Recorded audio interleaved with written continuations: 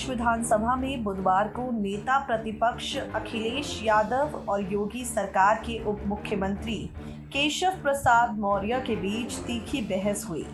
ये बहस इतनी ज्यादा बढ़ गई कि खुद योगी आदित्यनाथ को खड़े होकर माहौल शांत करवाना पड़ा।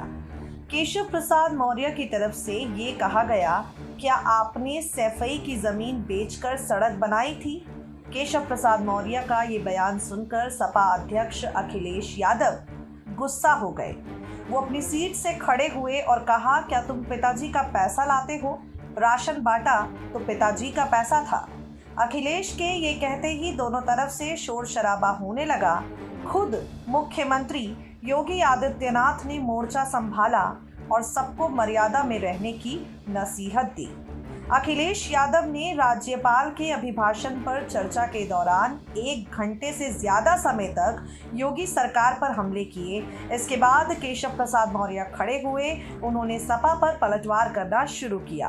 अखिलेश यादव ने केशव प्रसाद मौर्य को बीच बीच में टोकना जारी रखा। अखिलेश ने केशव प्रसाद मौर्य के भाषण के बीच खड़े होकर पूछा, केशव बताएं कि लोक भवन में कब बैठ पाएंगे? केशव ने जवाब दिया, लोक भवन में कलम खिल गया है और खिला रहेगा। साइकिल पंक्चर ठीक हो गई है, उसे यूपी की जनता ठीक नहीं करेगी। अखिलेश ने कहा, ये पीडब्ल्यूडी मंत्री रहे हैं, ये भूल गए कि उनके जिला मुख्यालय की सड़क किसने बनाई?